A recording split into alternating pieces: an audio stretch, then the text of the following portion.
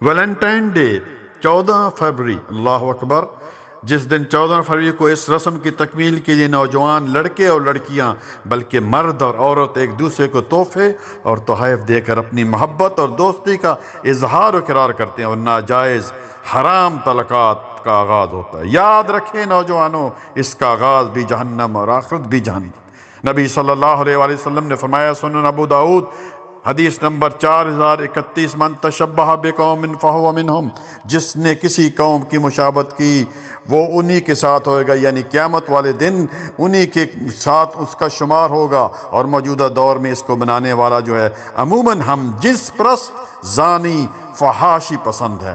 سورۃ نور کی آیت ہی سامنے رکھیں، آیت نمبر 19، جس میں رب العالمین کا فرمان ہے کہ بلا شبہ جو لوگ مسلمانوں میں بے حیائی پھیلاتے ہیں ان کے لیے دردناک عذاب ہے، دنیا میں بھی اور آخرت میں بھی۔ آج بہت سارے مسلمان شادی شدہ بھی 14 فروری کو ایک دوسرے کو گفٹ دیتے ہیں اور ضروری سمجھتے ہیں کہ اس کو 14 فروری کو دینا ہے، بھائی کسی اور تاریخ کو دے دیں۔